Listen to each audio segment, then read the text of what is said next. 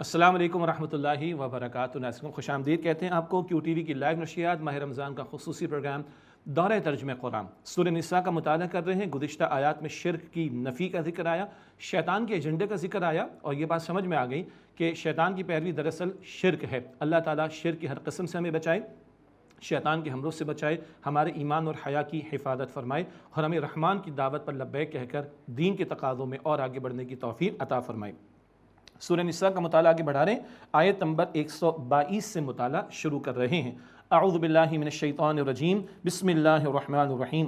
والذین آمنوا وعملوا الصالحات سندخلهم جنات، اور جو لوگ ایمان لائے اور انہوں نے نیک اعمال کیے ہم عنقریب انہیں باغات میں داخل کریں گے، تجری من تحتها الانہار، جن کے نیچے نہریں رواں ہیں، خالدین فیہا ابدا، وہ ان میں ہمیشہ ہمیشہ رہیں گے، وعد اللہ حقا، اور اللہ کا وعدہ سچا ہے، ومن اصدق من اللہ قیلا، اور اللہ سے بڑھ کر کون ہوگا سچا بات کے اعتبار سے۔ یہ بات پہلے بھی آئی آیت نمبر 87 میں اور آیت نمبر 122 میں، اللہ سے بڑھ کر کوئی سچا نہیں وعدے میں اور بات میں۔ اللہ یقین عطا فرمائے، اللہ جنت کا وعدہ دے رہا ہے، جنت دیکھی نہیں ہے مگر آج غیب میں رہتے ہوئے ہمارا ایمان ہے اس پر، اور اسی کا ہم سے مطالبہ کہ آج مانو کل تو سب ماننے کو تیار ہوں گے، آج ماننے کا فائدہ ہے۔ اللہ ہم سب کو جنت الفردوس عطا فرمائے۔ لیس بامانیکم ولا امانی اہل الکتاب، نہ تمہاری آرزوؤں پر کوئی عذاب اور ثواب موقوف ہے اور نہ اہل کتاب کی آرزوؤں پر۔ تمہاری تمنا سے کچھ نہیں ہوگا۔ یہود کہتے تھے ہم جنتی، نصارہ کہتے تھے ہم جنتی، ان کے دعوے تھے، نہ، تمہاری تمناؤں کی بنیاد پر کوئی عذاب اور ثواب کے فیصلے نہیں ہوں گے۔ من یعمل سوءا یجز بہ ولا یجد لہ من دون اللہ ولیا ولا نصیرا، جو کوئی برائی کرے گا اس کی سزا پائے گا اور وہ اپنے لیے نہیں پائے گا اللہ تعالیٰ کے سوا کوئی دوست اور نہ کوئی مددگار۔ یہ ہے اصول۔ اس کے برعکس وَمَن يَعْمَلْ مِنَ الصَّالِحَاتِ مِن ذَكَرٍ أَوْ أُنثَىٰ وَهُوَ مُؤْمِنٌ، اور جو عمدہ عمل کرے، مراد نیک عمل کرے، مرد ہو یا عورت، بشرطے کہ وہ مومن ہو، فَأُولَٰئِكَ يَدْخُلُونَ الْجَنَّةَ وَلَا يُظْلَمُونَ نَقِيرًا، تو ایسے لوگ جنت میں داخل ہوں گے اور ان پر تل کے برابر بھی ظلم نہیں ہوگا۔ اللہ اکبر۔ کبھی قرآن کہتے ہیں کھجور کے دھاگے کے برابر بھی نہیں ہوگا۔ اللہ اکبر۔ کھجور کا دھاگا وہ گٹھلی کے اوپر ہلکا سا وہ، اور کبھی قرآن پاک یہاں کہتا ہے کہ تل کے برابر بھی ظلم نہیں ہوگا۔ اللہ کسی پر ظلم نہیں فرماتا۔ جہنم میں جانے والے اپنے کرتوتوں کی وجہ سے جائیں گے، جنت پانے والے اللہ کی رحمت سے پائیں گے۔ اللہ ہم سب کو جنت الفردوس عطا فرمائے۔ فرمایا کہ وَمَنْ أَحْسَنُ دِينًا مِّمَّنْ أَسْلَمَ وَجْهَهُ لِلَّهِ وَهُوَ مُحْسِنٌ وَاتَّبَعَ مِلَّةَ إِبْرَاهِيمَ حَنِيفًا، اور کس کا دین اس سے بہتر ہوگا جس نے اپنے چہرے کو اللہ تعالیٰ کے لیے جھکا دیا اور وہ ہے بھی عمدگی کے ساتھ نیکی کرنے والا، اور اس نے پیروی کی یکسو ہو جانے والے ابراہیم علیہ السلام کی ملت کی۔ سب سے پیارا دین کس کا؟ جو اپنے آپ کو جھکا دے اللہ کے سامنے۔ یہ جھکانا کتنا ہے؟ رمضان میں بھی، غیر رمضان میں بھی، اور یہ جھکانا ہے پوری کی پوری زندگی میں۔ البقرہ آیت 208، ادخلوا فی السلم کافہ، اسلام میں پورے کے پورے داخل ہو جاؤ اور عمدگی کے ساتھ عمل کرتا رہے اور ابراہیم علیہ السلام کی ملت کی پیروی کرے۔ پھر بات آگئی ابراہیم علیہ السلام کی ملت کیا ہے؟ البقرہ آیت 131، جو حکم آئے اپنے آپ کو جھکا دینا، حکم انفرادی زندگی کے لیے ہو، حکم اجتماعی معاملات زندگی کے لیے ہو، ان ٹوٹیلٹی 100% سبمیشن، یہ ہے اسلام، یہ ہے ابراہیم علیہ السلام کا طریقہ۔ جو یہ کرے اس کا دین سب سے پیارا۔ فرمایا وَاتَّخَذَ اللَّهُ إِبْرَاهِيمَ خَلِيلًا، اور اللہ تعالیٰ نے ابراہیم علیہ السلام کو خلیل بنایا۔ خلیل رازداری والا دوست، اور بعض علماء نے لکھا ایسی محبت کے کسی اور کی محبت کی گنجائش نہ رہے۔ اللہ نے خلیل بنایا ابراہیم علیہ السلام کو، اور ہاں حدیث مبارک میں ہے اللہ نے خلیل بنایا محمد مصطفیٰ کو صلی اللہ علیہ وسلم۔ بہت ہی رازداری والی دوستی جس سے ہوا کرتی ہے۔ وَاتَّخَذَ اللَّهُ إِبْرَاهِيمَ خَلِيلًا، اور اللہ تعالیٰ نے ابراہیم علیہ السلام کو خلیل بنایا۔ وَلِلَّهِ مَا فِي السَّمَاوَاتِ وَمَا فِي الْأَرْضِ، اور اللہ تعالیٰ ہی کے لیے جو کچھ آسمانوں میں ہے اور جو کچھ زمین میں ہے۔ وَكَانَ اللَّهُ بِكُلِّ شَيْءٍ مُحِيطًا، اور اللہ تعالیٰ ہر شے کا احاطہ کیے ہوئے ہے، کوئی بات اللہ کے علم سے باہر نہیں ہے۔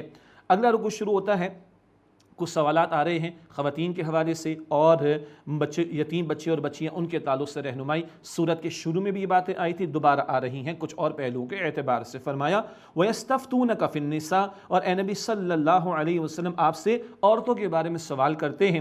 قُلِ اللَّهُ يُفْتِيكُمْ فِيهِنَّ، آپ فرما دیجئے کہ اللہ تمہیں ان کے بارے میں حکم دیتا ہے۔ اب وہ حکم کیا ہے وہ اگلی آیت میں بات آئے گی، تفصیل آ جائے گی انشاءاللہ۔ ایک اور بات درمیان میں آ رہی ہے جس کی طرف اشارہ سورت کے شروع میں تھا، یتیم بچیوں سے نکاح کے معاملے کے حوالے سے۔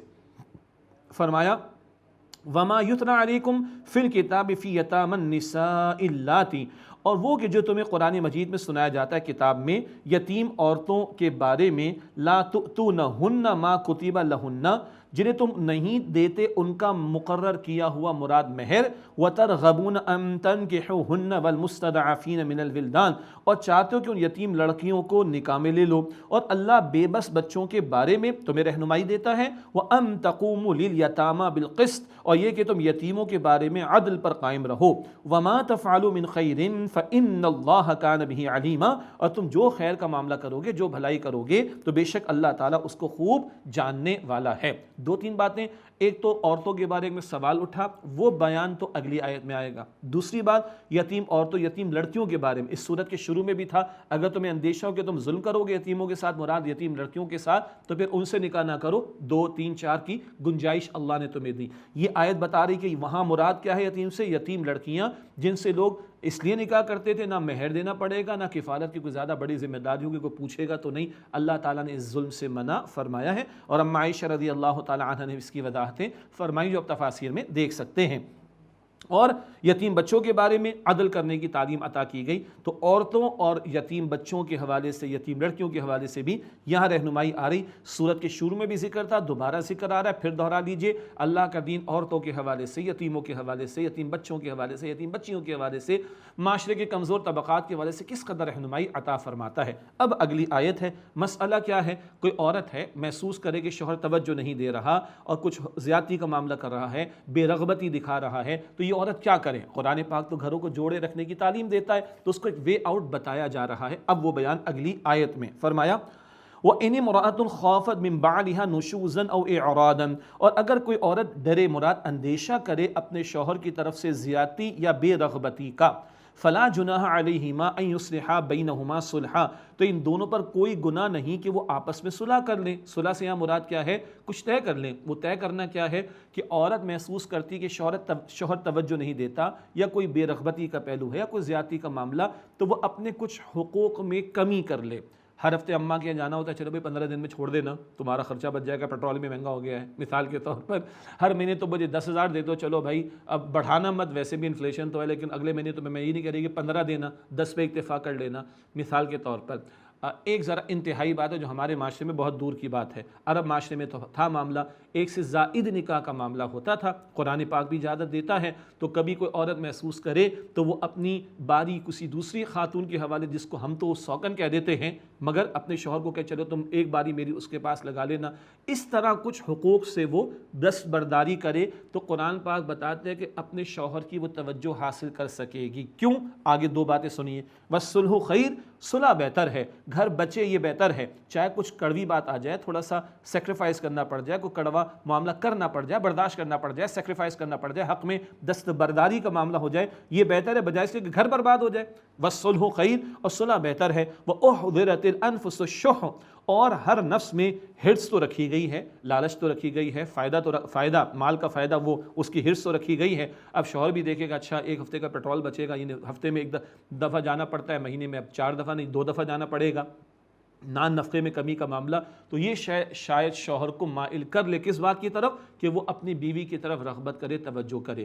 یہ سارا پروسیس کیوں بتایا جا رہا ہے؟ پہلے بھی ہم نے سمجھا سورۃ النساء کے شروع میں، اور سورۃ البقرہ میں بھی ہم نے پڑھا، اور اب پھر ہم پڑھ رہے ہیں، گھروں کو بچانے کے لیے۔ توڑنا تو بڑا آسان ہے، بچانا بڑا مشکل کام ہے، اس کے لیے اتنے سارے پروسیسز جو ہیں وہ مختلف لیولز پر عطا کیے گئے ہیں۔ فرمایا وَإِن تُحْسِنُوا وَتَتَّقُوا فَإِنَّ اللَّهَ كَانَ بِمَا تَعْمَلُونَ خَبِيرًا، اور اگر تم عمدگی کے ساتھ نیکی کا عمل کرو اور تقوی اختیار کیے رکھو، تو بے شک اللہ تعالیٰ تم جو کچھ کرتے ہو اسے خوب دیکھنے والا ہے۔ یہ کسے کہا جا رہا ہے؟ مردوں کو، تم اچھا عمل کرو، تم بھلائی کا معاملہ کرو، تم خدا کا خوف اختیار کرو، تم تقوی اختیار کرو۔ ارے مردوں کو اللہ نے بڑا بنایا تو بڑے پن کا مظاہرہ کرے نا، سیکریفائس کا معاملہ، صبر کا معاملہ، برداشت کا معاملہ، چلو ٹھیک ہے، جانے دو کا معاملہ، درگزر کا معاملہ، معافی کا معاملہ، مردوں کو اگر بڑا بنے تو بڑے بنے نا، بڑے اپنے اختیار کے استعمال میں تھوڑی، ڈنڈا اٹھانے میں تھوڑی، زیادتی کرنے میں تھوڑی، بڑے بنے اپنے تحمل کے اعتبار سے۔ گھروں کو بچانے کے لیے۔ بھائی اس کا یہ مطلب نہیں کہ عورتوں کو آزادی دی جا رہی جو چاہو سو کرو، نہ، عورتوں کو بھی بتا دیا سورہ نساء کی آیت نمبر 34 میں کہ نیک بیوی کون ہے؟ جو شوہر کی تابع داری کرے۔ یہ خواہ خواہ کے جو آج کل پرفریب نعرے ہیں، یہ گندگی کے ڈھیر کی طرف لے جانے والے، زنا کے راستے کی طرف لے جانے والے، عورت کی آزادی کے نام پر جو کچھ ہو رہا ہے، اس کے بعد وہ سیریل کلنگ بھی ہوتی ہے اور پھینکا جاتا ہے، مارا جاتا ہے، سب کچھ کیا جاتا ہے۔ نہ، دین گھروں کو بچانا سنوارنا چاہتا ہے۔ اس پرسپیکٹو میں دیکھیں، یہ تعلیمات آپ کے میرے خالق کی ہیں، اور جب خالق پر یقین کر کے ان تعلیمات پر عمل ہوگا تو گھرانے بہتر ہوں گے، سنوریں گے اور بچیں گے انشاءاللہ تعالی۔ اب ایک اور مسئلہ، وہ دو بیویاں اگر ہیں تو عدل کرنے کا معاملہ، ایک بات شروع میں بھی آئی، عدل کی شرط کے ساتھ، عدل نہیں کر سکتے ایک پر اکتفا کرو۔ اب اس کے تعلق سے ایک پریکٹیکل معاملہ بیان ہو رہا ہے۔ فرمایا وَلَن تَسْتَطِيعُوا أَن تَعْدِلُوا بَيْنَ النِّسَاءِ وَلَوْ حَرَصْتُمْ، اور ہرگز تم نہیں کر سکو گے خواہ کتنی ہی خواہش کرو کہ عورتوں کے درمیان بالکل عدل کر لو۔ فَلَا تَمِيلُوا كُلَّ الْمَيْلِ فَتَذَرُوهَا كَالْمُعَلَّقَةِ، تو پس ایک کی طرف اتنے زیادہ جھک تو نہ پڑو کہ دوسری کو بالکل معلق چھوڑ دو۔ کیا مطلب؟ قرآن عدل کا تقاضا بھی کر رہا ہے، قرآن کہہ رہا ہے کہ تم سے ہو نہیں سکے گا، کیا مطلب؟ اس کو سمجھنے کی ضرورت ہے۔ ایک ہے ظاہر کے معاملے میں عدل کا معاملہ، نان نفقہ ہے، کپڑا ہے، کھانا ہے، پینا ہے، رہائش ہے اینڈ سو آن، یہ تو ظاہر کے معاملات ہیں، اس میں تو عدل ہوگا۔ اچھا بالکل برابری نہیں کہا، برابری کا لفظ نہیں، عدل کا لفظ ہے۔ ایک بیوی سے 3 بچے، ایک بیوی سے 5 بچے ہیں، بتائیے دونوں کو برابر پیسے دیے جائیں گے؟ سوال ہی پیدا نہیں ہوتا۔ برابر نہیں، عدل جو بنتا ہے رائٹ وہ دیا جائے گا۔ یہ بڑا پیارا لفظ ہے عدل، برابر نہیں کا، عدل کا، ایک بات۔ لیکن قرآن پاک کہہ رہے کہ تم کتنا چاہو 100% نہیں ہو سکے گا۔ کیا مطلب؟ قلبی معاملہ ڈیفرنٹ ہے۔ ظاہر کے اعتبار سے نان نفقہ اس میں برابری یعنی عدل کا تقاضا پورا ہوگا۔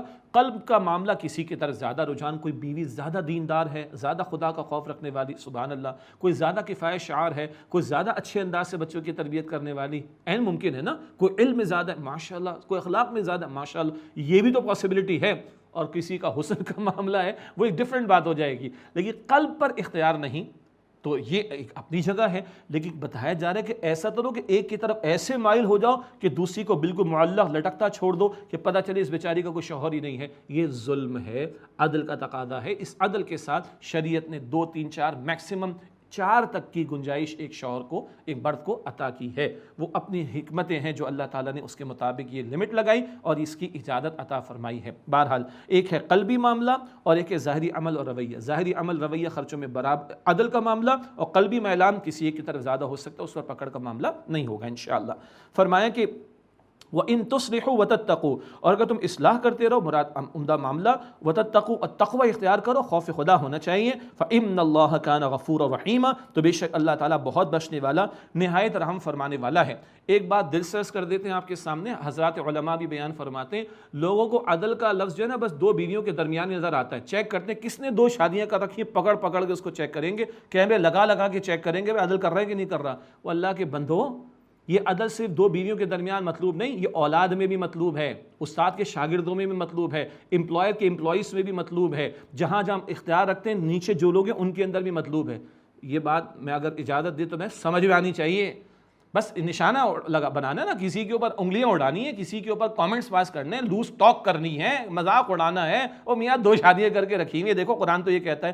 تو جو قرآن ادھر عدل کی بات کرتا ہے نا، وہ قرآن زندگی کے سارے معاملات میں عدل کی بات کرتا ہے، وہ کوئی نہیں کہتا، کیونکہ دوسری شادی کرنے کی ہمت تو ہے نہیں بہت سے لوگوں کے اندر، مذاق اڑانے کے لیے سب میدان کے اندر آ جاتے ہیں۔ اور یاد رکھیے گا دوسرا تیسرا نکاح محمد مصطفیٰ نے بھی کیا ہے صلی اللہ علیہ وسلم، بیواؤں سے نکاح محمد مصطفیٰ نے کیے صلی اللہ علیہ وسلم۔ مذاق اڑانے والے اپنے ایمان کی خیر منائیں۔ تو عدل یہی نظر آتا ہے، باقی معاملات میں عدل نظر نہیں آتا۔ یہ خود بے عدلی کی بات ہے، یہ خود ظلم کی بات ہے کہ نشانہ بنانے کے لیے عدل 2 بیویوں میں تلاش کر دے کہ کر رہا ہے کہ نہیں کر رہا، باقی سارے معاملات میں ظلم چلتا ہے تو چلتا رہے، وہاں زبان نہیں چلتی، یہ تو بے انصافی کی بات ہے نا۔ بہرحال لیکن کہا گیا مردوں کو وَإِن تُصْلِحُوا وَتَتَّقُوا، اور اگر تم اصلاح کرتے رہو اور تقوی اختیار کیے رکھو، فَإِنَّ اللَّهَ كَانَ غَفُورًا رَحِيمًا، تو بے شک اللہ سبحانہ وتعالیٰ بہت بخشنے والا، نہایت رحم فرمانے والا ہے۔ ہاں اس سب کے بعد وہ بیوی کو سمجھایا رغبت کیسے حاصل کرے، شوہر کو کہا عدل کا معاملہ، اس سب کے باوجود خدا نہ خواستہ ناچاقی ہو جائے اور پوائنٹ آف نو ریٹرن آ جائے، تو ہمارا دین بڑا فطری دین ہے، اس نے فطری تعلیمات ہمیں عطا کی، بڑی پیاری تعلیمات عطا کی، آپشن دے رکھا ہے۔ اگر پوائنٹ آف نو ریٹرن آ جائے، معاملات بالکل نہیں سنور سکتے، معاملہ چل ہی نہیں سکتا، تو خامخواہ ایسا لنگر آن کی زندگی اجیناً بربادی والی بات ہو، قرآن پاک کہتا ہے کہ نہیں، وَإِن يَتَفَرَّقَا، اور اگر وہ دونوں جدا ہونا چاہیں، معاملہ ختم کرنا چاہیں، لیکن کب؟ سارے پروسیس سے گزرنے کے بعد خوف خدا، زبان کو کنٹرول میں رکھو، اچھے معاملات کرو، درگزر کا معاملہ کرو، جانے دو، چھوڑ دو، بخش دو، کوئی خوبی تلاش کرو، اگر جھگڑا ہو جائے تو خاندان کے 2 بڑوں کو بٹھاؤ، ملاؤ، سمجھاؤ، بتاؤ، سب کچھ کرو۔ یہ سارا کچھ ہو گیا، سب کچھ کر لیا، پھر بھی نہیں ہوتا تو پوائنٹ آف نو ریٹرن آئے تو اللہ تعالیٰ نے طلاق کی اجازت دے رکھی ہے۔ یہ ہے فطری دین، ہمارا دین اسلام۔ فرمایا وَإِن يَتَفَرَّقَا يُغْنِ اللَّهُ كُلًّا مِّن سَعَتِهِ، اور اگر دونوں جدا ہو جائیں تو اللہ تعالیٰ ہر ایک کو بے نیاز کر دے گا اپنی کشائش سے، وسعت سے، اور بے شک وَكَانَ اللَّهُ وَاسِعًا حَكِيمًا، اور اللہ تعالیٰ بڑی وسعت والا، حکمت والا ہے۔ اگر معاملہ انتہائی کا درجے کا آ گیا تو پھر اللہ تعالیٰ بہتر میچ آئندہ عطا کر دے گا۔ سبحان اللہ، اللہ کے ہاں وسعتوں اور خزانوں کی کمی نہیں ہے۔ وَلِلَّهِ مَا فِي السَّمَاوَاتِ وَمَا فِي الْأَرْضِ، اور اللہ تعالیٰ ہی کے لیے جو کچھ آسمانوں میں اور جو زمین میں ہے۔ وَلَقَدْ وَصَّيْنَا الَّذِينَ أُوتُوا الْكِتَابَ مِن قَبْلِكُمْ وَإِيَّاكُمْ أَنِ اتَّقُوا اللَّهَ، اور ہم نے وصیت کی، مراد تاکید کر دی ان لوگوں کو جنہیں کتاب عطا کی گئی تم سے پہلے اور تمہیں بھی، کہ تم اللہ تعالیٰ کا تقوی اختیار کرو۔ خاندانی معاملات میں خوف خدا، اللہ کا تقوی، خوف خدا، اللہ کا تقوی بار بار قرآن پاک لاتا ہے۔ اللہ کا خوف نہ ہو تو پھر تو لوگ گناہ کے کام کرتے ہیں، زنا بھی کرتے، پتہ نہیں کیا کیا کرتے ہیں۔ خوف خدا ہوگا تو ان احکامات پر عمل ہوگا تو گھرانے ہمارے سنوریں گے انشاءاللہ۔ وَإِن تَكْفُرُوا فَإِنَّ لِلَّهِ مَا فِي السَّمَاوَاتِ وَمَا فِي الْأَرْضِ، اور اگر تم کفر کرو گے تو بے شک اللہ تعالیٰ ہی کے لیے جو کچھ آسمانوں میں جو زمین میں ہے۔ وَكَانَ اللَّهُ غَنِيًّا حَمِيدًا، اور اللہ تعالیٰ بے نیاز ہے، تمام خوبیوں والا ہے۔ تم نافرمانیاں کرو، اللہ کی شان میں کوئی کمی واقع نہیں ہوگی، اللہ بے نیاز ہے۔ وَلِلَّهِ مَا فِي السَّمَاوَاتِ وَمَا فِي الْأَرْضِ، اور اللہ کے لیے جو کچھ آسمانوں میں اور زمین میں ہے۔ وَكَفَى بِاللَّهِ وَكِيلًا، اور اللہ تعالیٰ کافی ہے بطور کارساز۔ کام بنانے والا کون؟ اللہ سبحانہ وتعالی۔ إِن يَشَأْ يُذْهِبْكُمْ أَيُّهَا النَّاسُ وَيَأْتِ بِآخَرِينَ، اگر اللہ چاہے تو تمہیں لے جائے، مراد فنا کر دے اے لوگوں، اور دوسروں کو لے آئے۔ اللہ تمہیں مٹا کر کسی اور کو لے آئے گا، اللہ کو کوئی مشکل نہیں، لیکن تم سوچو تمہارا بنے گا کیا، تم نے جواب تو دینا اللہ کے سامنے۔ اللہ اکبر۔ وَكَانَ اللَّهُ عَلَى ذَلِكَ قَدِيرًا، اور اللہ تعالیٰ اس بات پر خوب قدرت رکھنے والا ہے۔ مَن كَانَ يُرِيدُ ثَوَابَ الدُّنْيَا فَعِندَ اللَّهِ ثَوَابُ الدُّنْيَا وَالْآخِرَةِ، جو کہ دنیا کا ثواب چاہتا ہے، بدلہ چاہتا ہے، تو اللہ کے پاس دنیا اور آخرت دونوں کا ثواب یعنی بدلہ ہے۔ تم طے کرو، تھوڑی سی دنیا چاہیے تو کافروں نے بھی لے لی، نمرود نے، حامان نے لے لی، تمہیں بھی مل جائے گی۔ لیکن تمہیں آخرت چاہیے تو اللہ آخرت دینے پر بھی قادر ہے۔ بٹ نیچرل تھوڑے کو چھوڑو، ہمیشہ کی فکر کرو، یہ عارضی دنیا کو چھوڑو، آخرت کی ہمیشہ کی زندگی کی فکر کرو۔ وَكَانَ اللَّهُ سَمِيعًا بَصِيرًا، اور اللہ تعالیٰ خوب سننے والا، خوب دیکھنے والا ہے۔ اب ایمان والوں سے بہت بھاری تقاضا قوامین بالقسط، عدل کے قیام کے اعتبار سے۔ ابھی عدل کی بات آئی تھی، اب سنیں عدل کہاں تک جا رہا ہے۔ فرمایا یا ایھا الذین آمنوا کونوا قوامین بالقسط شہداء للہ، اے ایمان والو تم عدل کے قائم کرنے والے بن کر کھڑے ہو جاؤ، اللہ تعالیٰ کے لیے گواہی دیتے ہوئے۔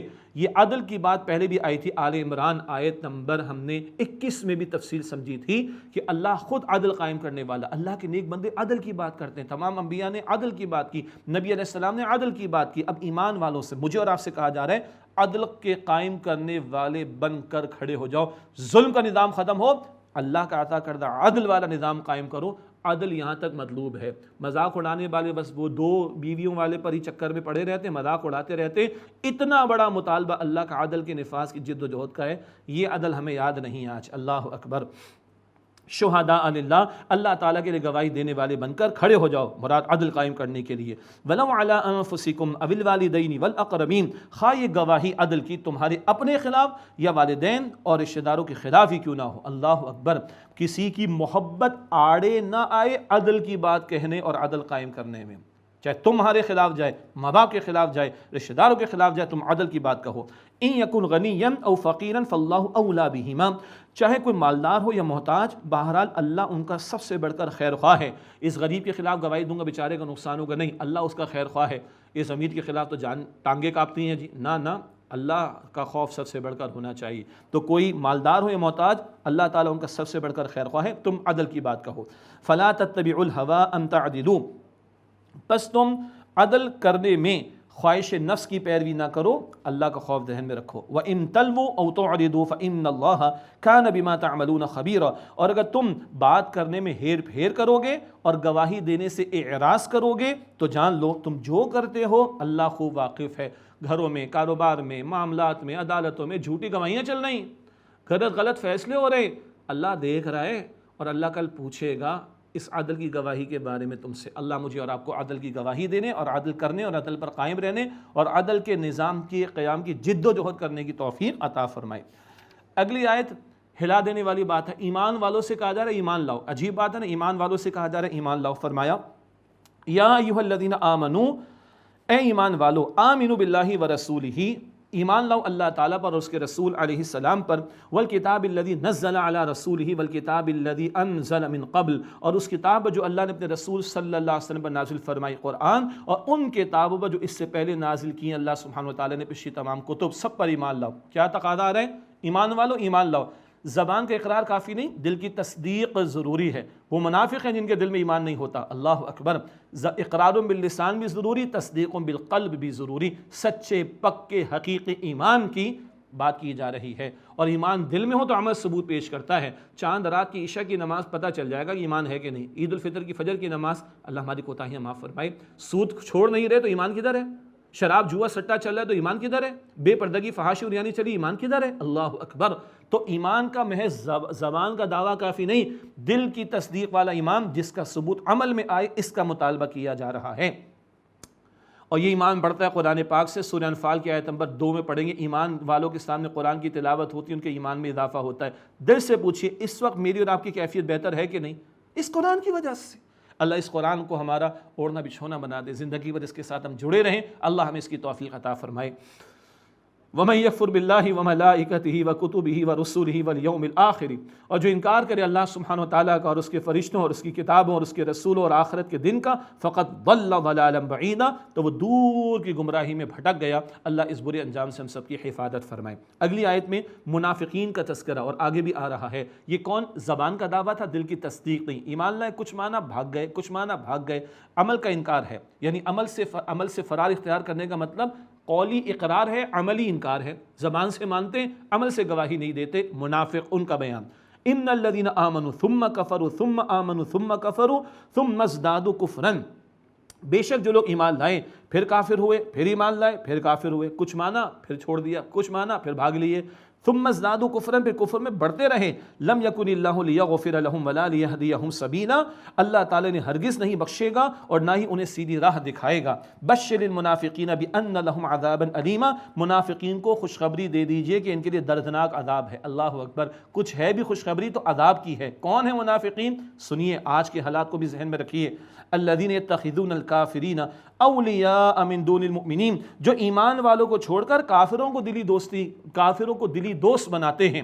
ایبتغون عندهم العزت فإن العزت للہ جمیعا، کیا وہ ان کافروں کے پاس عزت تلاش کرتے ہیں؟ تو بے شک عزت ساری کی ساری اللہ سبحانہ وتعالیٰ کے پاس ہے۔ اس زمانے کے منافقین یہودیوں کے پاس جا کر ان سے پینگے بڑھاتے تھے، ان سے تعلقات قائم کرتے تھے۔ اللہ کہہ رہے ان یہود کے بعد تمہیں عزت ملے گی، یہ دین کے دشمنوں کے بعد تمہیں عزت ملے گی۔ جان رکھو کہ عزت ساری کی ساری اللہ تعالیٰ کے پاس ہے۔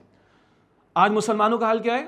کافر راضی ہو جائیں ہم سے، فلاں فلاں ملک کے صدر راضی ہو جائیں، فلاں فلاں مالیاتی ادارے راضی ہو جائیں، ورنہ تو ہماری بٹا بیٹھ جائے گا معیشت کا۔ تو کافروں کو مان کر ہمارے شہروں میں، ہمارے ملکوں میں دودھ کی نہریں بہہ گئیں، ہمارے بچوں کے منہ میں سونے کا نوالا گیا کیا؟ استغفر اللہ۔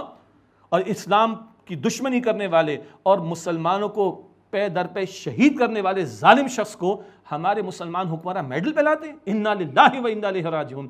ایبتغون عندهم العزہ، کیا ان کافروں کے پاس عزت تلاش کرتے ہیں؟ فإن العزت للہ جمیعا، تو بے شک عزت تمام کی تمام اللہ سبحانہ وتعالیٰ کے پاس ہے۔ ظالموں کے لیے عزت نہیں، باغیوں کے لیے عزت نہیں، سرکشوں کے لیے عزت نہیں۔ قرآن کہتا ہے عزت تو اللہ کے پاس، اور اللہ کس کو پسند کرتا ہے؟ سورہ حجرات آیت نمبر 13، ان اکرمکم عند اللہ اتقاکم، جو تم میں سب سے بڑھ کر اللہ سے ڈرنے والا ہے نا، اللہ کا خوف رکھنے والا، گناہوں سے بچنے والا، وہ سب سے بڑھ کر اللہ کے ہاں عزت والا ہے۔ کافروں کی عزت نہیں ملے گی، عزت اللہ کے ہاں ملے گی۔ اللہ ہم سب کو عزت عطا فرمائے، ذلت سے بچائے۔ ناظرین کرام، ایک وقفہ لیتے ہیں، سلسلہ جاری رہے گا انشاءاللہ دورہ ترجمہ قرآن کا۔ السلام علیکم ورحمۃ اللہ وبرکاتہ۔